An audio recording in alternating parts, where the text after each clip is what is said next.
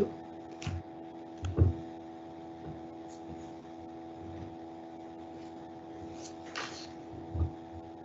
Hello everyone, and thank you for attending our webinar series on COVID-19 vaccination in Southeast Asia. Today we will discuss vaccination and employment law in the Philippines. My name is Marion Carles, and I'm a senior legal advisor and head of DFDL's employment practice group, and I will have the pleasure to host this webinar on COVID-19 in the Philippines today. For those who are not familiar, we are DFDL, we are a law firm based in Southeast Asia, and we specialize in emerging markets. We are present in 9 countries and employ over 150 advisors and more than 300 staff. We have a team dedicated to labor and employment across our various offices to ensure that our clients receive constant, seamless, and appropriate legal assistance when employment-related issues arise. So today we will do our best to answer as many questions that you may have during this webinar. If we do not have the chance to address your questions, I encourage you to follow up with your queries by email. You can easily find our email address on our website.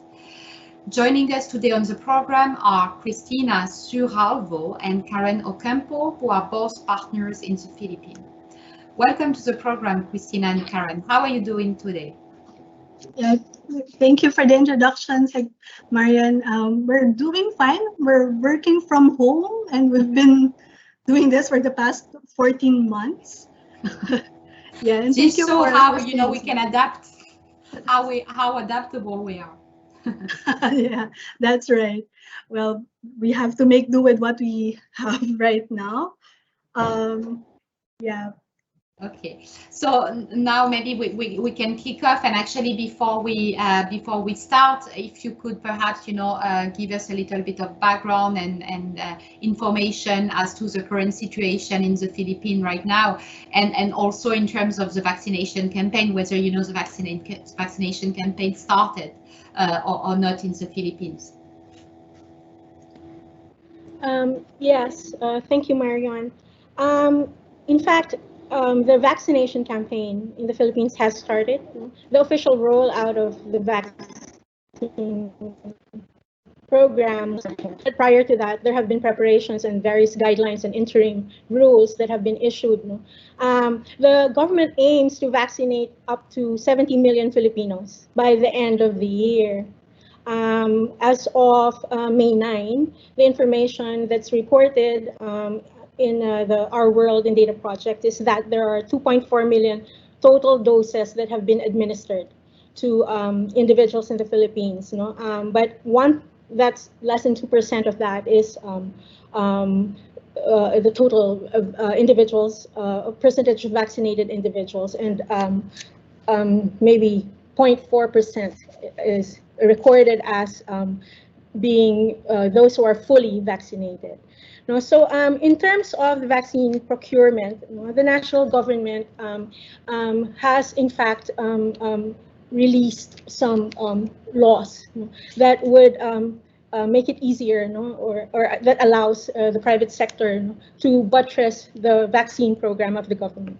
So in fact, there was a law, it's Republic Act number 11525, or the Vaccination Program Act, which allows which states that private sector companies are allowed to procure vaccines, provided that they enter into a multi-party agreement with the national government and the manufacturers of the vaccines, and provided that the vaccines that are procured have already been granted emergency use authorization. So I think this is what affects the private employers most, the one on procurement by private entities.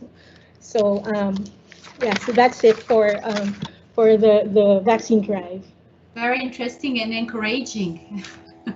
That's great to hear that, jurisdiction and countries are progressing in their vaccination campaign. So thank you very much for this introduction, and maybe now we can move a little bit more and deep further into the core of our discussion, which is, the impact of vaccination on the employment law landscape. So the first question we get quite often from our clients is, okay, can an employer require its employees to be vaccinated now that the vaccination campaign started? In the Philippines, vaccination is voluntary, so the employers cannot force its employees to undergo inoculation. So it's really voluntary on their part, but the Department of Labor and Employment encourages employers to have a vaccination policy to encourage their employees to get vaccinated. In fact, the Department of Labor issued several advisories already to encourage the private sector or the employers to entice their employees to get vaccinated. Yeah, okay, interesting. Thank you very much. And Cristina, I mean, this question is also for you, since you're very specialized in labor and employment, but so for workplace with trade unions, or other form of collective representation, is an employer obliged to consult with them prior to implementing employee vaccination, since I understand that private initiatives have been taken in the Philippines? Yeah, if there are trade unions, then it would really depend on their collective bargaining agreements. If there's such a provision requiring the employers to consult first with the unions or the trade organizations before implementing any vaccination policy or programs. But in general, whether it's a unionized or a non-unionized workplace, the labor code requires the employers to consult with employees if in cases regarding their own their welfare, health, and also their conditions of work. So even if in ununionized workplaces, even if the final say is still with the employers are required to consult with the employees to get their feel or their feedbacks for any possible implementations like the vaccination program. Well, I mean, that makes a lot of sense considering, the potential side effects and the implication of, the vaccination on individuals. Yeah, I mean, it totally makes sense. Thank you very much. So another question, and there are other questions that we also get a lot from our clients is in terms of, data protection and how we, vaccination can, trigger data protection issues. So is there first any data protection law in the Philippines that could apply, and is an information concerning an employee's vaccination considered as health information or sensitive data under this law if it applies? And I think, Karen, you will be the one addressing this question, right? Yes, yes. In fact, the Philippines has a Data Protection Act. It's Republic Act number 10173. It was passed in 2012. And under this act, health data is sensitive personal information. But as regards vaccination data and vaccination card records, the National Privacy Commission, which is the regulator of privacy law in the Philippines, has actually come up with an advisory opinion where it specifically, but it refers to another vaccine, but it specifically stated in that advisory opinion that vaccine data and vaccine card information are in fact sensitive personal information.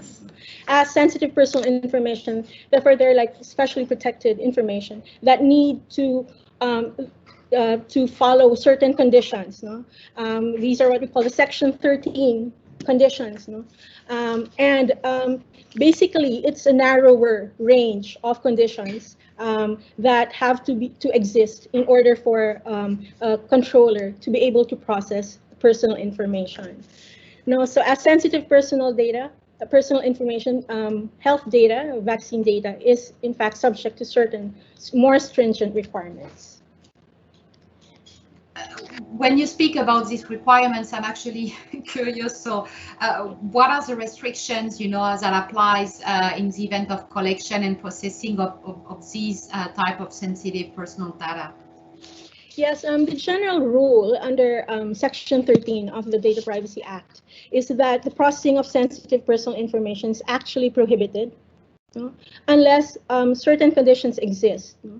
The first condition that's mentioned under this provision is that consent has been given. There are other conditions, such as if the processing is required by existing law, and the law itself specifically does away with securing consent.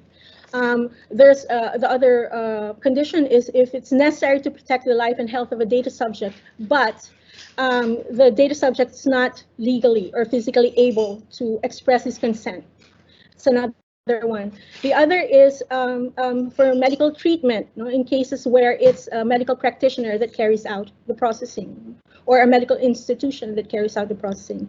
And then one last important one is to protect lawful rights and interests in case of court proceedings, or to defend your legal claims. So if you look at these conditions, these are not, these are really narrower, because what are missing here are the conditions that that exist if you're only processing personal information and not sensitive personal information. So things like contractual necessity, or where you're fulfilling an employment contract is not as one of the conditions for processing sensitive personal information. Things like legitimate interest are not included under Section 15, which makes it really a narrower one, and which makes it advisable in more cases than others that consent be secured from the employees to put you right there at the very first condition for processing sensitive personal information. But aside from these the requirements under Section 13, there are also requirements on transparency, on legitimate purpose, and also for the legitimate purpose and transparency.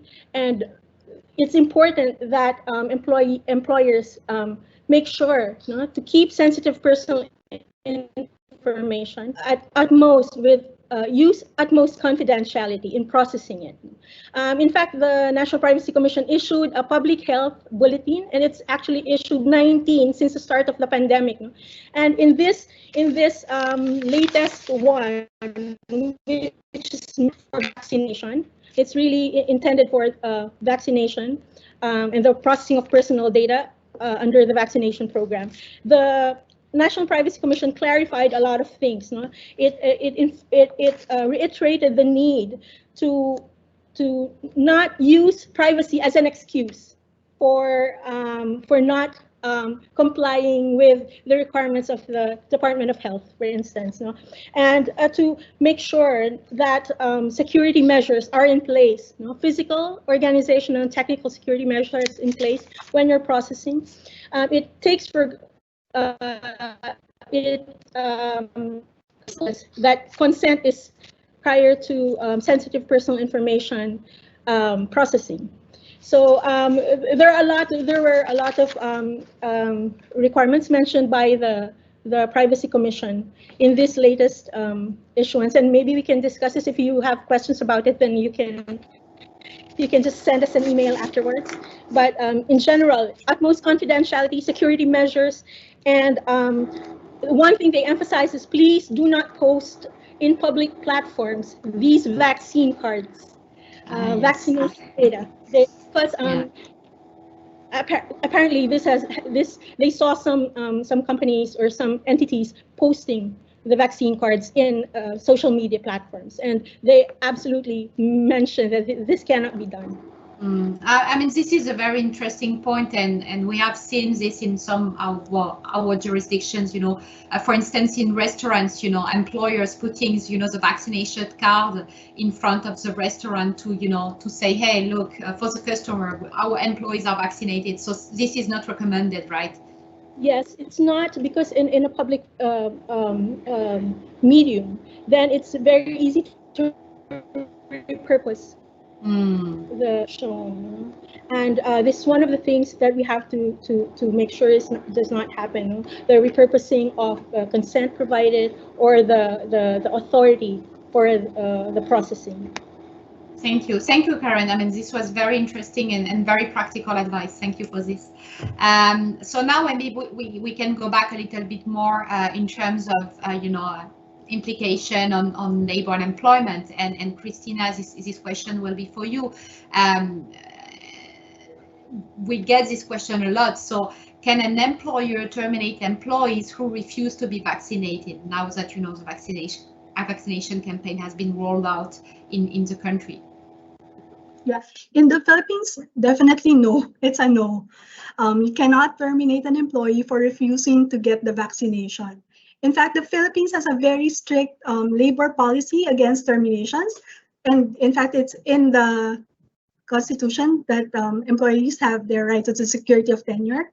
So the not getting the vaccination is a no-no. It cannot be a ground for termination. We have very clear guidelines from the Department of Labor on that one. They also issued, well, actually, they reiterated in their latest advisory that not getting the vaccine should not affect the status of the employees with regard to promotions and tenure, trainings, or even pay or other benefits. So definitely it cannot be a ground for termination. Thank you. Yeah, so that means that employers cannot discriminate in any way their employees based on the fact that some of them have taken the vaccine and some of them didn't or didn't want to take it. But yeah, okay, very noted. Thank you. So and maybe the last question still for you, Cristina, and this one is interesting because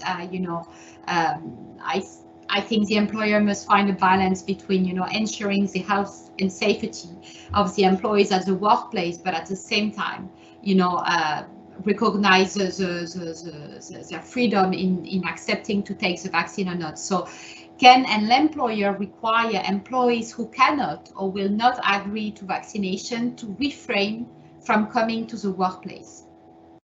Yeah, you're right. This has to be a balance of the interest of the employees and the employer.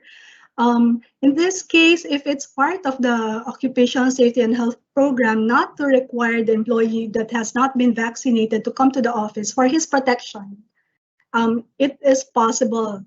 The employer can develop a program that employee can work from home. But again, that program should not be discriminatory. So the non-vaccinated employee has to have all the same benefits and rights as the other vaccinated employees. So there's really that risk on the part of the employer that this measure can be seen as a discriminatory action on its part. But the employer can justify it by saying that it's really as part of their OSH program, the Occupational Safety and Health Program. But again, that program should not be discriminatory, and it would not tantamount to a constructive dismissal of that employee.